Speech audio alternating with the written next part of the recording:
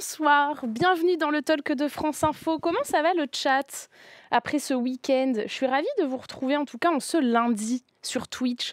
Je le rappelle, on est ensemble pendant 1 heure tous les soirs sur Twitch, sur la chaîne de France Info. N'oubliez pas de vous abonner si jamais ce n'est pas encore le cas.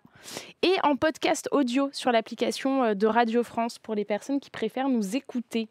J'espère que vous allez bien. Donc chaque jour, on s'arrête sur un seul sujet d'actualité et puis on le décrypte, on essaye de creuser un peu ce sujet-là avec des invités qui sont là en plateau avec nous en studio et qui répondent quand il y en a aux questions que vous vous posez, que vous nous posez via le chat. Voilà, donc n'hésitez pas à vous emparer du chat, à nous parler, même si vous n'avez pas forcément de questions d'ailleurs à poser, mais peut-être vous exprimer sur le sujet qui est traité. Ça nous intéresse d'avoir votre avis, d'avoir parfois votre témoignage quand le sujet s'y prête.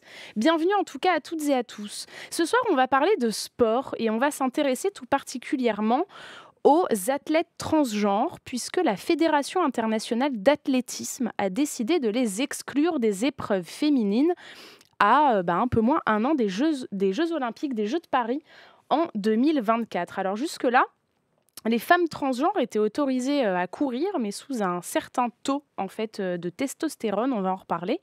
Alors pourquoi une telle décision ? C'est l'une des questions qu'on va se poser. Alors la fédération se justifie en disant que pour le moment, je cite, « les preuves que les femmes trans ne conservent pas un avantage sur les femmes biologiques sont insuffisantes ». Et l'athlétisme n'est pas le seul sport à restreindre l'accès des transgenres aux compétitions féminines. La Fédération internationale de natation a pris la même décision et la Fédé britannique de cyclisme aussi. On a l'impression que les choses vont dans ce sens, en tout cas en ce moment. Alors les choses pourraient être amenées à évoluer. Un groupe de travail spécifique doit être créé pendant 1 an pour étudier de futurs développements scientifiques et considérer, je cite, plus tard, une possible inclusion. Donc c'est quand même assez flou. En France, en tout cas, ce groupe d'experts devrait être constitué d'ici l'automne prochain. C'est ce que la ministre des Sports, Amélie Oudéa-Castéra, a annoncé quand elle était sur France Info il y a peu de temps. Je ne sais pas quand exactement, mais c'était il y a pas très longtemps. Alors pourquoi les athlètes transgenres sont-elles exclues des épreuves féminines d'athlétisme? Pourquoi le CIO ne statue pas sur ce sujet? Est-ce que l'argument de l'équité sportive est valable? Comment inclure les personnes trans et intersexes? Est-ce qu'on doit repenser, par exemple, l'ensemble des catégories de compétition? On pose la question directement à Eric Arassus. Bienvenue. Bonsoir Manon. Ça va bien? Ça va bien comme un lundi, comme un début de semaine. Voilà, mais il fait beau à Paris. Ouais, il fait super beau, c'est hyper agréable. Tu es coprésident de la Fédération sportive LGBT+. Exactement, c'est la 2e année. Ouais. Et donc c'est une fédération qui regroupe une 60aine d'associations partout en France et qui représente à peu près 7300 adhérents et adhérentes. Et votre rôle, c'est quoi? Alors déjà, c'est un rôle de faire du sport, tous les sports comme vous connaissez, comme aux Jeux Olympiques, et aussi on milite pour avoir davantage de droits pour les personnes LGBTQIA dans toute sa globalité. Peut-être une question, avant que moi je pose les miennes, mais une question de Horacio qui dit, peut-être ironiquement j'imagine, c'est la testostérone qui fait gagner entre point d'interrogation, je ne savais pas. Je pense que c'est une note humoristique parce qu'en fait, on le voit, hein, Alexia Serenis, on a oublié tout à l'heure de citer le rugby aussi. La Fédération française de rugby s'était émancipée, avait autorisé les femmes trans à concourir. Ça a changé? En fait, il y a un paradoxe. Parce que moi, je les ai gardés comme modèle, entre guillemets, Oui. dans ma tête en disant le rugby, eux, ils font pas trop la différence. En fait, Ils essayent d'inclure un petit peu tout le monde.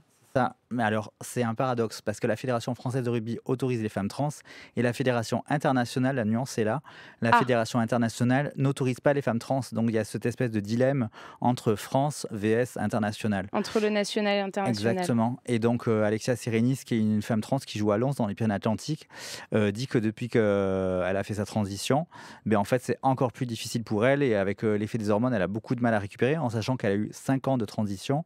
Donc, au niveau capacité physique, elle a plutôt régressé plutôt que progressé. Et en effet, je ne suis pas convaincu que le phénomène des hormones, en gros, pour dire vulgairement, ce ne sont pas des personnes droguées en fait. Nassoum R qui dit la testostérone, que ce soit dans la construction du corps d'athlète lors de ta jeunesse, puis lors de tes performances au quotidien, ça amène à un potentiel en compétition différent. Mais en fait, il faut déjà rectifier un petit peu, parce que nous avons les femmes trans et les hommes trans. Mmh. Donc là, je pense qu'on parle des hommes trans. Les hommes trans, aujourd'hui, ils font pas partie des restrictions que tu as énoncées tout à l'heure, en fait. Comment Les- ça se fait? Parce qu'en fait, si on élargit, si on applique le même raisonnement d'équité sportive, on pourrait se dire que du coup, les hommes trans seront défavorisés par rapport aux hommes cis. Ben, c'est tout à fait ça, en fait, parce que souvent, c'est des personnes au niveau du gabarit, au niveau de la taille, au niveau du poids, qui sont un peu, heu, même avec la testostérone, ne seront pas forcément meilleures. Aujourd'hui, dans ce que tu as énoncé tout à l'heure, c'est plutôt les femmes trans dans la fédération d'athlétisme, la World Athletics, en fait, qui sont interdites des compétitions. On parle très peu, en fait, des hommes trans, parce qu'en général, c'est pas eux qui ont les meilleurs résultats, c'est souvent les femmes trans, parce que il y a cette espèce de phénomène des personnes TERF qui sont complètement contre les femmes trans, qu'elles ont peur qu'elles viennent prendre leur place en fait dans les compétitions. Et c'est un mouvement féministe qui est en train d'évoluer. Et vraiment, il faut faire attention avec cette espèce de montée des personnes TERF en fait. Le sport, sa mission première, c'est d'intégrer. Est-ce que pour toi, là, il est en train de faillir un petit peu à sa mission? Est-ce qu'il intègre ou est-ce qu'il exclut, là? En fait, c'est pareil, c'est un vrai dilemme en fait, parce Mmh. que quand on voit que nous on était assez contents et contentes de voir que la Fédération française de rugby commençait à accepter les personnes trans. Et en fait, il y a une fédération qui est hyper avant-gardiste, on n'en a pas parlé, c'est la fédération de roller derby ou de skate, qui est une Mmh. fédération dans laquelle il y a pas mal de femmes trans. Mmh. Et c'est un mouvement qui vient des États-Unis, elles se sont émancipées, elles ont été extrêmement avant-gardistes avec des nouvelles règles de compétition, tout ça. Mmh. Et aujourd'hui, on a quelques sociologues qui travaillent sur ces sujets-là, et on peut voir que, en effet, le sport peut être un peu discriminant Mmh. sur certains sujets, mais à la fois, il est aussi inclusif, puisque on peut voir qu'Alexia Serenis a été inclus dans les compétitions. En fait, la Fédération française de rugby a une commission qui s'appelle la Cadette, donc qui est une commission qui agit contre les discriminations dans le rugby, mais que en France. Et lorsque, par exemple, nos équipes sont allées à Birmingham, aux États-Unis, lors des compétitions, les femmes trans n'ont pas pu jouer, mais il y a quand même eu un acte militant de les, de les accompagner. Et du coup, la World Rugby se questionne sur ses positions. Alors, c'est pas acté pour demain, hein, mais on voit Mmh qu'il y a mh. quand même un cheminement intellectuel pour voir ce qui se passe au niveau des femmes trans. Mais après, c'est aussi associé à un phénomène politique, parce qu'on peut voir qu'aux États-Unis, ben voilà, il y a quand même. Raconte-nous un petit peu ce qui se passe peut-être aux États-Unis pour qu'on comprenne bien aussi l'inquiétude, que toi, tu peux avoir, ici en France. En fait, c'est très lié à ce qui se passe au niveau politique. En fait, ça a déjà commencé sous Donald Trump, sous son mandat. Ça continue un peu actuellement. En fait, c'est une montée des conservateurs et des conservatrices, en fait, qui ont peur que les personnes trans trustent des places. Du coup, on peut voir là qu'il y a une sénatrice qui a été extrêmement maltraitée et puis exclue. On peut voir que là, dans les compétitions, il y a plusieurs États qui statuent pour interdire aux femmes trans de concourir. Et voilà, il y a cette L'aide espèce. médicale aussi pour les Mm, mineurs, mm, j'ai vu. exactement. Les enfants trans qui commencent des transitions commencent à être déremboursés. Et voilà, il y a cette espèce de peur de l'entre-soi en fait Mmh. qui évolue. Et je pense qu'en France, il faut qu'on soit vigilant et vigilante sur ces phénomènes-là en tout cas. Il y a en tout cas jusque-là, on est d'accord que les athlètes transgenres pouvaient participer aux épreuves féminines, mais il fallait pour ça qu'elles régulent leur taux de testostérone pendant au moins 12 mois avant une compétition. Pourquoi du coup cette décision a été prise de les exclure? Pourquoi est-ce qu'on n'est pas resté là-dessus sur ce contrôle, du taux de testostérone Mais pour les JO? en fait, ce que tu as énoncé tout à l'heure, c'est que chaque fédération, donc le CIO aujourd'hui a pas de position dessus, Mmh. sur ce sujet. Il Donc, aurait pu prendre une ouais. décision pour uniformiser. Bah, je pense que ça aurait été, on voit qu'il y a quand même certains conflits d'intérêts, certaines personnes qui sont pour, d'autres contre, et le CIO a dit: «Bon, bah, écoutez, c'est pas notre problème aujourd'hui en 2023», malgré que pour nous, on pense que c'est un Mmh. vrai problème. Et ils ont dit, c'est à chaque fédération de statuer. Donc chaque Donc fédération on refile aujourd'hui, un peu le le bébé. mmh. Et du coup, chaque fédération essaye de statuer, mais des fois, c'est un peu maladroit, on s'en est rendu compte là. Tout à l'heure, on a parlé de la Fédération internationale de natation, la FINA.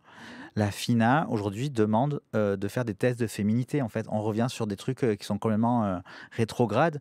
Qu'est-ce que c'est des tests de féminité, en fait? Qui peut prouver, qu'est-ce qu'est une femme, en fait? Sur quels critères on va valider qu'est-ce qu'est une femme? C'est assez philosophique comme débat, mais c'est extrêmement discriminant aussi et pour les personnes trans, c'est très dégradant et très stéréotypant et en disant qu'il faut mettre les personnes trans dans des catégories, à part. Sauf que nous, on n'a pas tout à fait ces positions-là, on est C'est plus ce que la natation ouais, choisit de faire, oui. créer une catégorie pour les personnes trans. Créer une catégorie avec des critères extrêmement, discriminants, hein, en les mettant à part, en, faisant des tests de féminité et du coup, il y a très peu de personnes qui peuvent concourir au final. Pourquoi?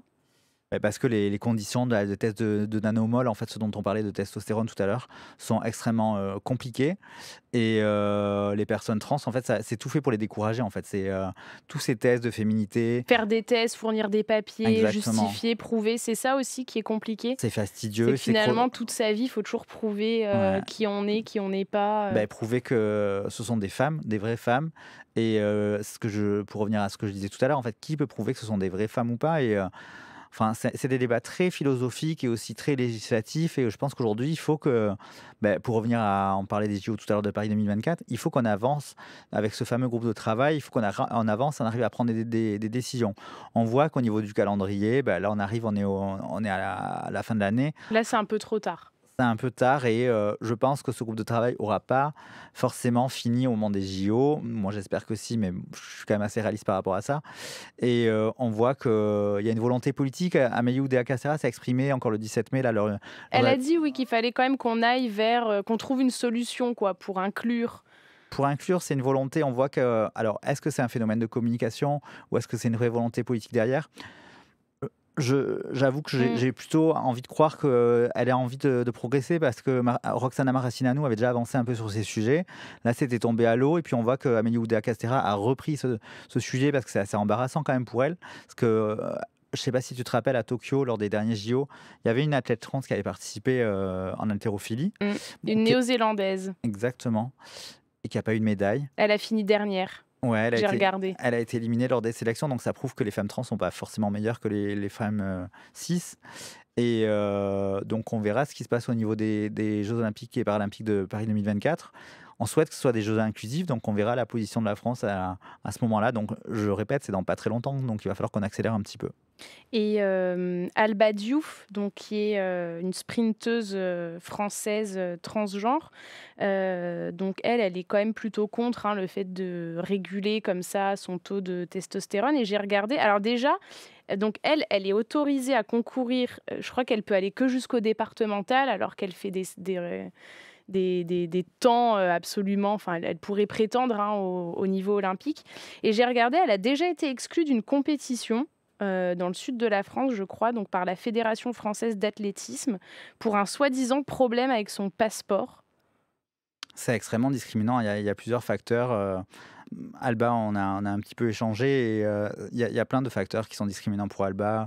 Je veux pas Mmh. extrapoler là-dessus, mais on voit qu'aujourd'hui, la fédération française d'athlétisme n'est pas à l'aise sur ces sujets. Le médecin fédéral a des propos, voilà. Je pense qu'il faut qu'ils arrivent à se positionner dessus. Je pense qu'il faut peut-être, faire un groupe de travail aussi à la fédération française d'athlétisme parce que je suis sûr qu'Alba n'est pas une personne isolée. Il y en a certainement d'autres. Il faut penser aux personnes trans qui veulent faire de l'athlétisme et vraiment les inclure, leur donner la possibilité de participer et c'est pas parce que c'est une jeune femme qui est médaillable, hein, c'est ce que tu disais et ça serait une chance de victoire pour la France, une chance de médaille et c'est de quoi on a peur, en fait? C'est ça la question. De quoi on a peur? Est-ce qu'on a peur qu'elle ait une médaille parce que c'est une femme trans? Est-ce qu'on a peur des autres? Je ne sais pas, en fait. Et en plus, tout à l'heure, avant qu'on commence l'émission, tu disais, des athlètes trans, il y en a pas enfin, c'est pas un argument, mais en plus, il y en a enfin, je veux dire, pour le moment, il y en a pas beaucoup, en fait. Non, il y en a très Alors peu. que la médiatisation donne presque l'impression que c'est, On dirait que c'est un mythe, en fait. On dirait que c'est un truc, extrêmement extrapolé et complètement déformé parce que en fait, ça existe depuis les années 30, donc c'est pas d'hier, hein et donc il y a eu plusieurs personnes trans qui ont participé lors des jeux olympiques ou paralympiques et là, on voit qu'il y a une montée du conservatisme en France avec, certains groupes politiques qui créent des groupes d'études à l'Assemblée nationale ou au Sénat par rapport à ça et cette peur de l'autre, du montée des conservateurs, des conservatrices et pour, Alba Diouf, en fait, Je comprends pas en fait. On rentre dans une année olympique et paralympique et là, on a une chance de médaille avec Alba, et en fait, on l'autorise pas à concourir et c'est extrêmement dommage pour nous et pour elle aussi. Et d'ailleurs, il y a son endocrinologue qui a dit que son taux de testostérone était actuellement plus bas que celui de la moyenne des femmes cisgenres. Pourquoi on ne s'appuie pas sur la science alors pour trancher le débat? Que Bah dit la science sur le sujet? tout à l'heure, tu l'as évoqué, le CIO dit, qu'il y a pas assez d'enquêtes et en fait, c'est complètement faux puisque je rappelle que le Conseil de l'Europe a déjà sorti, un rapport par rapport à ça en disant que c'était discriminant, que la science a déjà prouvé, qu'il y a déjà des enquêtes. Il y a Félix Pavlenko qui est un sociologue, qui est de Lyon et qui en fait n'a pas été financé en France, donc qui est parti faire ses études à Ottawa, au Canada. Le Canada a déjà sorti des études par rapport à ça. C'est un pays qui est quand même assez avant-gardiste en disant que c'est pas vrai que les femmes trans ont pas des meilleurs taux de testostérone et les nanomoles sont complètement équilibrés. Et en fait, on voit que c'est une volonté politique qui est en fait qui est réduite et qui est pas ambitieuse. Et je pense que la France, faut qu'on se positionne dessus et il faut qu'on continue à progresser à ce sujet-là. Alors, professeur Wannabe dans le chat qui dit moi je dis qu'il faut passer toutes les disciplines en mixte, comme ça plus de jaloux.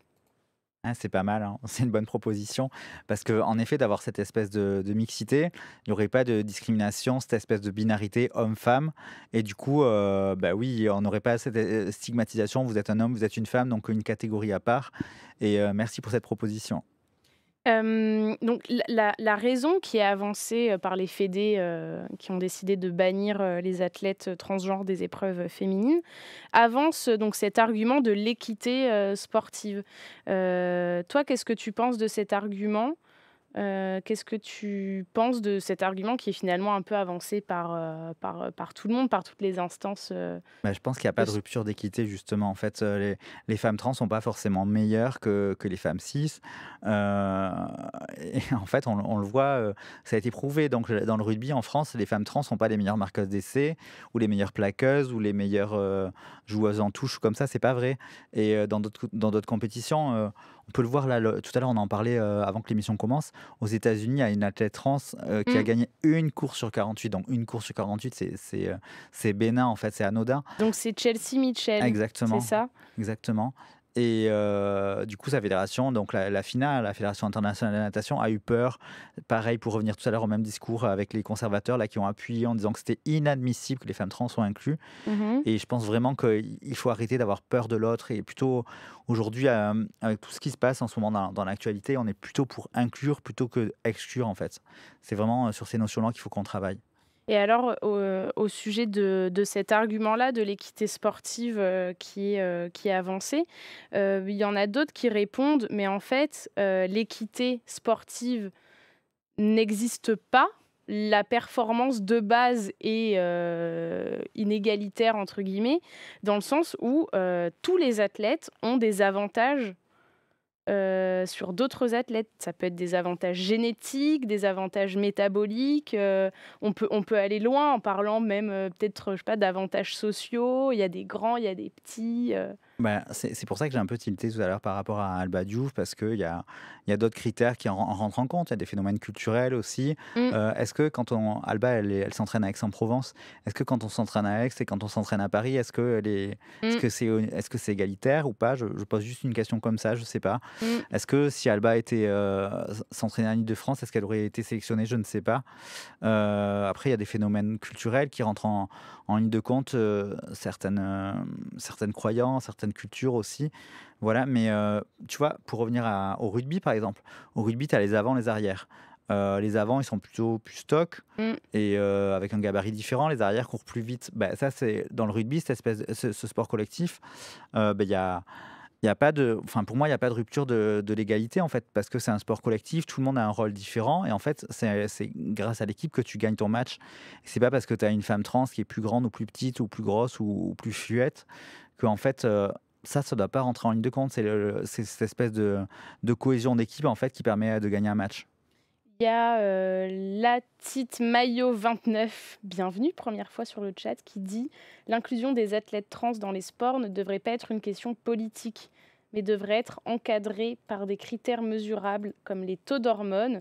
Exemple, Caster Semenya qui avait un taux de testostérone au-dessus de la règle pour les femmes. Alors on va Est-ce que juste tu peux, ouais, on va clarifier en fait. expliquer? Casper Semenya, c'est pas une athlète trans, c'est une athlète intersexe Intersexe, voilà. et du coup la nuance est faible Mais qui concourt dans quelle, en 400 mètres. catégorie? En 400 mètres en athlée et du Mais en coup, catégorie c'est une femme, Casper Semenya. En fait, ça ah a ouais? toujours été prouvé que c'était une femme. Elle a eu un enfant d'ailleurs, hein, donc enfin, il me semble qu'il y a que les femmes qui peuvent avoir des enfants à ce jour et donc tout le monde a eu des doutes par rapport au dopage parce que ça, c'est un critère dont je pense qu'il faut qu'on parle. Mmh. Les personnes trans ne sont pas dopées, hein. On va lever le doute tout de Oui, suite. parce que souvent l'argument revient, Mmh mh. de dire: «Mais c'est la même chose, Non, pas du se tout. doper et prendre de la testostérone». Pas du tout et je pense que dans le groupe de travail dont tu parlais tout à l'heure, il faut associer la FLD, l'Agence française de lutte contre le dopage, et l'AMA, l'Agence mondiale antidopage, parce qu'aujourd'hui, c'est à eux de statuer sur les personnes trans et donc la personne du Tchad là qui a participé, je pense qu'en effet, il faut mettre des règles, mais il existe des études qui montrent que les personnes trans ne sont pas dopées et les personnes intersexes aussi, hein, puisque on peut c'est pour ça que les points se rejoignent en fait Mmh. et en effet, Casper Semenya a répondu à tous ces tests antidopage Mmh. et elle gagne des courses parce que voilà, elle a des capacités, physiques, meilleures que ses concurrentes, c'est tout. Alors justement, puisque tu parles, des personnes, intersexes, donc j'ai regardé, il y a 13 athlètes intersexes qui concourent en athlétisme, donc dans le monde et j'ai lu que la Fédération internationale d'athlétisme avait également, décidé de renforcer les restrictions, les concernant. Donc je vais vous dire, ces athlètes doivent désormais maintenir leur taux de testostérone sous le seuil de 2,5, c'est nanomoles, c'est ça? Mmh. Pendant 24 mois au lieu de 5 pendant 6 mois pour concourir dans la catégorie féminine et donc le règlement s'applique désormais à toutes les disciplines et plus seulement aux courses allant du 400 mètres au 1 610 mètres comme c'était le cas depuis 2018. En fait, on dirait que Donc c'est une restriction aussi ouais. pour les personnes intersexes. En fait, les niveaux de nanomol descendent en fait, Mmh. affaissés un petit peu et en fait, on dirait que c'est par peur de pareil, c'est sur le dopage, en fait, c'est toujours cette Mmh. notion-là qui est un peu en fil rouge et du coup, la fédération de l'athlétisme est plutôt dans le contrôle ou dans la restriction, alors que je pense qu'il y a pas que ces critères-là, il y a pas que les nanomoles qui rentrent en considération et pour revenir sur la question de tout à l'heure, l'inclusion, elle n'existe pas sur ces trucs-là, en fait. Mmh. C'est plutôt très législatif et pas en termes d'équité parce que tu peux avoir une personne qui est hyper grande avec des grandes jambes Mmh. et une personne qui est toute petite avec des petites jambes et c'est pas forcément que les résultats seront forcément différents. Donc il y a d'autres capacités qui rentrent en compte et je pense qu'il faut s'interroger sur les critères et Mmh. on espère que ce groupe de travail là, associant plusieurs fédérations et plusieurs partenaires et aussi des chercheurs et des chercheuses, avancera sur ces propositions. Polycoin. Sinon, on fait une catégorie homme, une catégorie femme et une catégorie transgenre et tout est réglé. Eh bien, c'est pas la proposition qu'on porte parce que en fait, c'est ce qui se passe dans la finale, la Fédération internationale de natation, hein. En fait, du coup, on exclut les personnes trans parce que si on crée une troisième catégorie, c'est exclure les personnes trans parce qu'elles peuvent pas, admettons, une personne trans, c'est son choix de concourir, c'est avec les femmes. Si son genre revendiqué, c'est une femme, bah, elle sera exclue, en fait. Ça veut dire qu'elle va se retrouver toute seule dans sa catégorie. Forcément, elle aura une médaille. Si elle est toute seule dans sa catégorie, elle aura forcément une médaille, mais c'est pas ça, C'est parce qu'il y a inclure. trop peu d'athlètes, Mmh. transgenres encore à Exactement ouais. et pour revenir tout à l'heure, il y a pas une épidémie de transgenres, c'est pas vrai. Il y a pas, des centaines de personnes trans à concourir. Mmh. En Nous-mêmes, on n'est pas capable de citer beaucoup d'athlètes trans, donc ça veut dire qu'il y en a très, très peu. Ouais, il y en a pas beaucoup. C'est une petite partie des gens à concourir. Hem, pardon. Est-ce que tu dirais que, les instances sportives, de manière générale, sont un peu, conservatrices? Il y a un certain conservatisme dans le sport Ben, et aussi, on en a longuement parlé, mais beaucoup d'homophobie, de LGBTophobie de manière générale. C'est ça, en fait, il y a c'est ça le problème qui est à la racine, en fait? Ça tombe bien, là, on est dans le mois des fiertés, hein, le mois de juin, c'est le mois des fiertés. Nous, à la fédération, on a réalisé une enquête qui est sortie donc le 17 mai, donc il y a quelques jours, Mmh. qui montre qu'il y a une vraie transphobie en France, une vraie homophobie dans le sport et que les Français, les Françaises, nous encouragent à ce que les instances, donc ça veut dire le gouvernement, hein, il y a un plan, de la DICRA, de la Délégation interministérielle de lutte contre le racisme, l'antisémitisme et la haine anti-LGBT, doit faire plus d'efforts, mettre plus d'argent, plus d'actions de sensibilisation parce que je sais pas si tu te rappelles, là, le 17 mai, il y avait ces maillots de foot là qui étaient floqués et il y a eu 7 personnes 7 joueurs qui ont refusé de le mettre. Bon, ça fait pas partie des questions sur l'inclusion des personnes trans, mais on voit quand même qu'il y a une homophobie latente. Après le foot, c'est quand même un sport qui quand même, quand on entend des insultes homophobes comme, enculé ou si tu sautes pas, tu es un PD ou comme ça, Mmh. ce type d'insultes en fait aujourd'hui, c'est des insultes homophobes et la ministre s'est engagée à interrompre les matchs et ben, on est très content qu'elle se soit engagée sur ce niveau-là, donc on espère qu'à la rentrée de 2023, lorsque les footballeurs reprendront la Ligue 1 et la Ligue 2, il n'y auront plus ce type d'insultes. Après, c'est plutôt utopiste, mais il y a du travail à faire en tout cas. Et pourquoi tu dirais que bon après je tu pas sociologue, hein, mais je te pose la question, quand même. Pourquoi tu dirais qu'il y a autant de conservatisme comme ça dans le milieu du sport? Est-ce que c'est le rapport au corps qui cristallise un peu tout un tas d'angoisses et de peurs? Ben, il y a cette espèce de fait de dire que le sport est viriliste en fait, parce que Que c'est lié au sexe, exactement, et il y a tout un mythe avec les vestiaires, avec les douches, avec, ouais. et il y a toujours plein de propos, élaborés, un peu usurpés et non, il se passe rien. Enfin, il faut arrêter de dire des fausses croyances qui sont quand même, diverses et erronées et non, il y a pas de enfin, il faut arrêter à dire: «Il se passe des trucs sous les douches, machin», c'est complètement exacerbé et c'est pas du tout ça qui se passe. Tout le Mmh. monde est là pour faire du sport, le sport est socialisant et on a besoin de faire du sport avec, on a passé quand même 2 ans avec l'épidémie du covid, on a besoin de se retrouver, faire autre chose sur le terrain, dans les piscines, dans les gymnases que, combattre tous ces préjugés en tout cas. Baleno qui dit: «Avant de s'octroyer le droit de regarder, dans la culotte des sportifs et des sportives, les instances ne devraient-elles pas garantir l'égalité entre toutes et tous concernant l'accès au stade, aux lieux d'entraînement, aux sponsors et aux rémunérations?» Parce qu'il y a ça aussi dans certains sports. Moi, j'étais au FIS, de Montpellier il y a pas très longtemps et par exemple en roller, freestyle ou en trottinette, les femmes ne sont pas payées quand elles participent à des compétitions. Bah, c'est assez, Les femmes cis, quoi. ouais, c'est hallucinant parce que quand tu vois là, je pense sur le mondial de foot, je disais en arrivant là, le mondial de foot, il est même pas certain d'être télévisé parce Mmh, qu'il y a pas assez de sponsors et c'est inquiétant. En fait, tu te dis le foot et encore là, tu parles du roller, qui est quand même un sport, mmh, sous-médiatisé, hein, mmh, mais le foot en France, c'est le sport que tu vois le plus à la télé mmh. et en fait, les femmes qui font quand même des assez bons nos femmes, nos françaises qui font d'assez bons résultats quand même, ne seront peut-être pas vues à la télé parce qu'on n'a pas assez de sponsors. C'est incroyable, quoi. Mmh Il y a mh. vachement d'argent dans le foot français quand tu vois Messi, Mbappé, Neymar, tout ça et chez les femmes, que dalle, quoi. Il y a une vraie différence et tu vois, la ville de Lyon, là, s'est engagée pour faire des budgets genrés dans le sport, dans l'attribution des créneaux et tout ça. C'est plutôt pas mal parce que ça permet quand même une équité entre les hommes et les femmes et ça serait bien que d'autres municipalités s'engagent derrière sur ces sujets-là, en tout cas. Est-ce qu'il y a une, discipline ou un pays qui, fait figure un petit peu de modèle, sur ces questions-là? Joker, je sais pas te répondre, je crois De pas. qui on pourrait s'inspirer, Il y a Après c'est un peu différent, mais la le l'Espagne ouais? l'Espagne il y a pas très longtemps là, c'est, un peu favorisé l'accès pour les personnes trans, mais pas c'est pas forcément dans le sport, c'est, par rapport à l'état civil, à améliorer quand même quelques capacités. En France, on voit que depuis 2016, ça a pas trop évolué. Le changement d'état civil est plutôt compliqué, hein, parce que Mmh mh. quand tu habites, à Paris et que tu habites, dans une ville en milieu rural, c'est complètement différent. Pour faire ton changement d'état civil, ça peut être extrêmement compliqué. Bon, il y a certains endroits où c'est un peu plus, facile, dans les grandes métropoles, parce que les agents de l'état civil, enfin des mairies, sont formés. Il y a des endroits où les agents ne sont pas formés, ils peuvent te mégenrer, tout ça, donc c'est très compliqué. Alors il y a quand même tout à l'heure, on en a parlé, rapidement, mais donc il y a la Fédération française de rugby, qui autorise, les athlètes transgenres, à participer aux questions officielles. C'est la première fédération française à le faire et il y a, Jean-Bernard, c'est Mollès qu'on dit? Ouais, je crois. qui est président de la commission antidiscrimination de la fédération, qui a dit, je le cite: «Le rugby est un sport de différence. Il y en a qui courent vite, d'autres lentement. Il y a des gros, il y a des maigres, il y a des grands et des petits. Nous devons être un sport qui accepte toutes les différences et qui touche évidemment la transidentité.»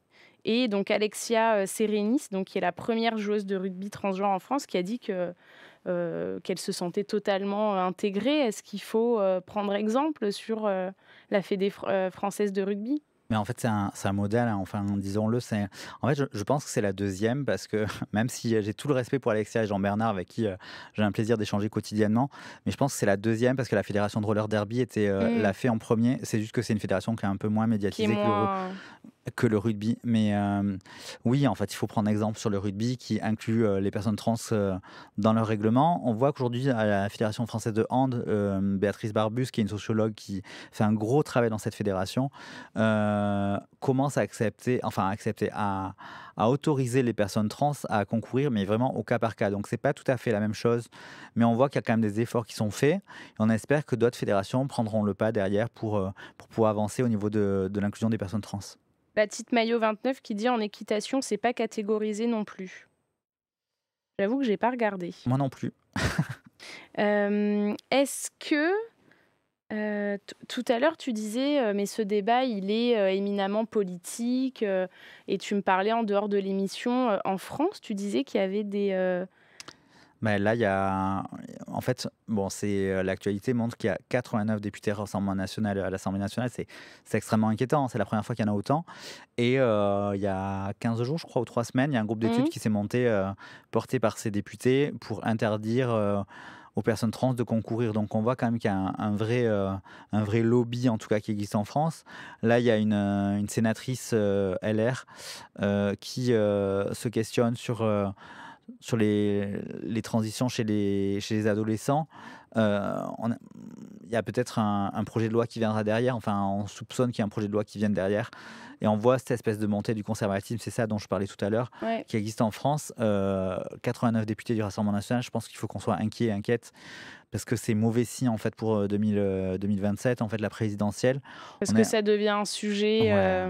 pour ou contre, quoi. Ah ben c'est complètement ça et puis, on a quand même fait des efforts en termes d'inclusion, en termes de droits, d'avancer des droits. Mmh. Là, on vient de célébrer les 10 ans du mariage pour tous. Il faudrait pas qu'on revienne en arrière sur pas mal d'avancées et que ce soit hyper rétrograde et qu'en fait, les personnes trans soient maltraitées, soient exclues, soient brimées et qu'on ait un recul des droits en tout cas. C'est angoissant en tout cas. La petite Maillot 29 qui dit: «On fait bien des catégories de poids pour les sports, de combat. Pourquoi pas intégrer des catégories hormones? Parce que même au sein des femmes cis, les taux de testostérone varient beaucoup et pour certains sports, ça va être un avantage.» Bon, mais de manière générale, j'élargis un peu la question, mais est-ce qu'il faut repenser, les catégories sportives? En tout cas, c'était rigolo quand j'ai vu ta tête parce que même toi, tu t'es questionné et c'est pas une mauvaise idée, je j'ai jamais entendu cette Moi proposition, non mais plus. C'est pour ça que je vérifiais que j'avais bien lu la question. en tout cas, merci de la proposition.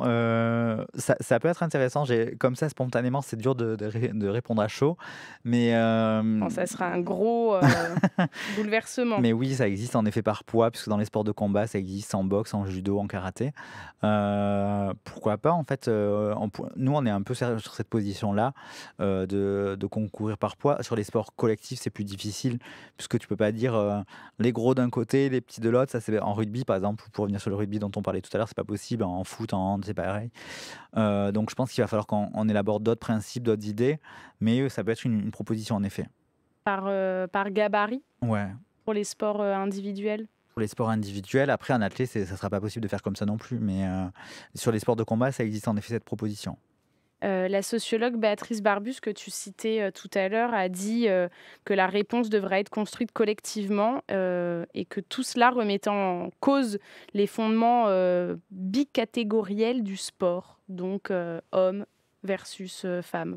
C'est le sujet dont on parlait tout à l'heure. En fait, il y a cette espèce de binarité et par exemple, tu vois, là, il y a sur les marathons, il y a une tierce catégorie qui se crée pour les personnes non binaires. Mais en fait, il ne faut pas qu'on fasse d'amalgame entre personnes non binaires, personnes trans, personnes intersexes. Il ne faut pas faire cet amalgame-là. Mmh. Je pense que la société évolue. On peut voir, là, il y a des sondages qui sont sortis, je crois, ce week-end, en disant qu'il y avait une personne sur 5 qui se considérait LGBT de moins de 25 ans aujourd'hui. Il faut qu'on fasse attention de ne pas mettre tout le monde dans le même panier, parce que c'est pas l'idée.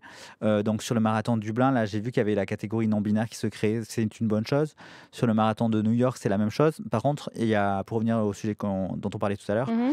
les femmes et les personnes non binaires ont des gains beaucoup moindres, en tout cas, parce que les hommes touchent le pactole, hein, c'est assez incroyable, et les femmes et les personnes non binaires, on les font de tiroir, en tout cas. Donc, il faut vraiment qu'il y ait l'équité pour tout le monde, en fait, que les hommes et les femmes ont les mêmes gains et les personnes non binaires exactement aussi.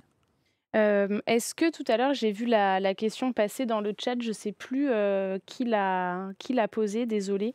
Mais est-ce qu'on peut faire, confiance à la ministre des sports, en France sur ces questions-là? Et est-ce que vous, pour élargir un peu la question, est-ce que vous, en tant que association? Fédération. Fédération, pardon, en tant que fédération, est-ce que l'objectif, c'est aussi de travailler avec les politiques? Est-ce que vous êtes consultés? Est-ce que ça Alors se passe comment? l'objectif, bien sûr, c'est de travailler avec les politiques, avec des gouvernements, sauf les gouvernements conservateurs. Donc Amélie Oudéa-Castéra a quand même fait des annonces. Elle a rappelé le 17 mai, on était avec elle à Paris 2024, avec Tony Estanguet, c'était la grande messe du sport, hein. Mmh. Moi, j'avais peur que ce soit un effet de pinkwashing, c'est-à-dire un effet d'annonce et qu'il n'y ait rien derrière. Donc nous, on espère, on a relancé son conseiller de suite après pour voir ce qui allait se passer. Bon, le groupe de travail va se mettre en œuvre à l'automne. Tu vois, déjà, il y a un laps de temps. Elle a l'air bienveillante et elle a envie de faire des choses. Donc on espère que ce soit juste pas un effet, comme je viens de le redire, de communication, et on espère qu'il y ait une avancée derrière et une vraie réflexion, et qu'il y ait les bonnes personnes autour de la table et qu'il n'y ait pas des personnes transphobes. En fait, c'est ça l'idée, hein. Parce qu'on en parlait, enfin là, en France, partout, là, il y a pas mal de personnes transphobes. On parlait de Dora Muto, Marguerite Stam, qui ont été reçues par pas mal de parlementaires. Et en fait, ça, c'est un peu nos adversaires. C'est aussi un match sportif. Et l'idée, pour faire avancer les droits LGBT, parce qu'on est quand même dans le mois des fiertés, c'est de promouvoir les personnes trans dans les compétitions. Bah, merci beaucoup. Je lis quand même deux trois réactions que je vois passer là. Code 1 qui dit: «Il y a des discussions sur les effets de la transition. Dans certains sports, la prise des médicaments pour les hormones suffit à gommer les différences. Dans d'autres, il faut avoir transitionné avant la puberté. Dans tous les cas, il ne faut pas oublier qu'il y a aussi simplement des femmes cis qui ont elles-mêmes des taux de testostérone très élevés. Par contre, je n'apprécie pas franchement l'accusation». Ah, parce que, OK, je vais pas continuer, mais Code 1 a été accusé de je ne sais quoi, dans le chat. Autre, Latite Maillot 29, c'est chaque fédé qui va devoir faire ses devoirs et regarder quels sont les critères qui s'appliquent dans leur sport, parce que ça ne pourra pas être pareil partout. Toi, tu aurais aimé que le CIO, prenne une décision, ou est-ce que, il peut y avoir un risque aussi, En tout cas, cette personne du chat a vraiment réfléchi sur le sujet et elle a des bonnes propositions. Merci à elle. Et oui, en effet, c'est chaque fédération qui va devoir interagir. Mais en fait, c'est ça qui est inquiétant. Tout à l'heure, tu as cité la World Athletics, la World Rugby et la FINA, donc la Fédération internationale de natation. Aujourd'hui, on peut dire que c'est des positions transphobes. Donc, c'est ça qui est un peu gênant, parce que du coup, comme le CIO dit, bon, ben, débrouillez-vous chacun et chacune pour s'attuer. En fait, c'est ça qui est un peu gênant. Si le CIO avait dit OK, on autorise les personnes trans à concourir, bon, il y aurait eu plein de règles, hein, je suis un peu trop utopiste. Mmh. Mais voilà, c'est ça qui est compliqué, parce qu'on approche des JO de Paris 2024. La ministre dit, et Tony Estanguet dit, on veut des JO inclusifs. OK, mais ça veut dire quoi inclusif, en fait? Est-ce qu'on aura combien de personnes trans? Alors, j'ai entendu comme ça entre deux couloirs 4, 5 personnes trans. À Tokyo, il y en avait une de connaissance. Il y a quelques années, il y avait d'autres chiffres. Il n'y a pas d'épidémie de transgenrisme, hein, pour défrayer tous les mythes. Mmh. Donc on verra, mais on espère vraiment qu'il y ait des rôles modèles au JO, qu'il y ait des personnes LGBT qui puissent concourir, et pourquoi pas quelques personnes trans. The Powerhead qui dit un peu ironiquement: «Inclusif égale il y aura un logo LGBT quelque part». Ben, ça me fait sourire, parce que lors du 17 mai, qui est la journée mondiale de lutte contre l'homophobie, la biphobie, la transphobie, le Paris 2024 a coloré son logo Je me suis dit: «OK, mais c'est combien de jours? Est-ce que c'est un jour? Est-ce que c'est un mois? Est-ce que c'est tout le temps?» Du coup, c'était, aux couleurs du rainbow flag là, toutes les couleurs et il faut que je regarde si ça tient toujours, si c'est toujours d'actualité, si le rainbow est coloré le logo de Paris 2024 est toujours coloré ou si c'est déjà fini, je sais pas. La petite Maillot 29 toujours, qui est très active ou active sur le chat et qui dit: «Il y a aussi le problème des compétitions qui se déroulent dans des pays LGBTophobes». Ouais, exactement. Je pense, et c'est à la Pologne, la Hongrie, et puis plus proche de nous là, enfin, je sais pas si on peut le qualifier comme ça, mais l'Italie là avec Meloni, c'est compliqué, c'est en train d'évoluer défavorablement, pardon et la Suède pareil, c'est des pays qui sont, c'est très lié à ce qu'on disait tout à l'heure, aux conservateurs, à certains partis politiques qui sont très conservateurs et je pense qu'au niveau des prochaines élections, au niveau des européennes, au niveau des sénatoriales, tout ça, il faudra qu'on soit vigilant et vigilante de faire les bons choix. Qu'est-ce que c'est les bons choix? Je vous laisse réfléchir. Mais en tout cas, il faudra qu'on fasse attention qui on met au pouvoir, en tout cas. Et avant qu'on se dise au revoir, est-ce que tu pourrais nous expliquer, si jamais tu as l'histoire en tête, mais cette histoire aux États-Unis donc de Chelsea Mitchell qui poursuit l'État après avoir perdu contre des athlètes trans? Pas hyper à l'aise sur la question, c'est un OK. piège. Bon, non, mais c'était vraiment si jamais tu avais, des infos. Mais voilà, il y a un article du New York Post, si jamais, sur le sujet. Promis, je le dis très bientôt et je pourrais Je l'ai revenir pas avec. lu, c'est pour ça que je m'avance pas, c'est Thomas, qui est en régie qui nous l'a signalé tout à l'heure. Merci à lui, mais en tout cas, je le lirai en sortant et je serai très heureux de revenir pour en discuter. Est-ce que tu veux ajouter quelque chose avant Beh qu'on se dise au revoir? Parce que moi je pose des questions, le chat aussi, mais si jamais il y a un point, quelque chose, Je que voulais tu te voudrais. remercier, vous remercier toute l'équipe de m'avoir accueilli. Si des personnes souhaitent nous rejoindre à la fédération, je fais un peu de pub, j'en profite, n'hésitez pas. Notre site, c'est www.fsgl.org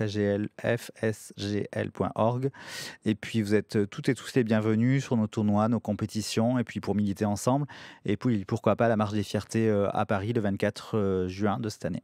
Merci beaucoup, Eric Arassus, donc coprésident de la Fédération sportive LGBT+, tu viens de le dire. Merci d'être venu dans Merci le à toi. talk de France Info. Merci à vous, le chat, d'avoir suivi et d'avoir participé à la discussion. J'espère que ça vous a plu. Marie de 111 qui disait au tout début du chat, pas facile comme question, comme débat. En tout cas, merci à toi d'être venu. N'hésitez pas à nous rejoindre aussi, je fais de la pub entre guillemets moi aussi, sur notre serveur Discord. Le serveur Discord du Talk. Je vois qu'il y a des gens qui nous rejoignent, mais qui vont pas forcément se présenter, qui prennent pas forcément la parole. Donc n'hésitez pas, il y a un salon Présentez-vous sur lequel vous pouvez voilà, raconter un petit peu votre vie. Et puis vous allez voir, on annonce au fur et à mesure les sujets qui vont être traités, les invités auxquels on pense et tout. Et vous pouvez d'ailleurs suggérer des idées d'émissions. Voilà, et nous, après, on étudie tout ça. Merci en tout cas à vous. Si vous voulez, j'ai vu aussi que la question venait d'être posée il n'y a pas très longtemps, mais si vous voulez revoir, si vous êtes arrivé trop tard, si vous voulez revoir l'émission ou bien la réécouter, c'est donc sur la chaîne Twitch de France Info que ça se passe pour les replays vidéo, sur la chaîne YouTube de France Info aussi, si jamais vous préférez YouTube, et en audio sur l'application de podcast de Radio France. Voilà, ne vous laissez pas avoir parce que j'ai découvert que en tout cas sur Apple Podcast, en fait, il n'y a pas tous les épisodes du Talk. Il y en a juste quelques-uns et ensuite, on vous invite en fait plutôt à les écouter sur l'appli de Radio France qui est gratuite. Voilà, puis comme ça, vous pouvez naviguer et écouter aussi les autres podcasts de la maison de Radio France. Il y en a quand même énormément. Merci beaucoup. Demain, il n'y aura pas de stream en raison de la grève du 6 juin contre la réforme des retraites. On se retrouve donc mercredi pour parler des démissions au sein de la police et de la gendarmerie. Un tout autre sujet. Et en attendant, je vous souhaite une belle soirée. Merci.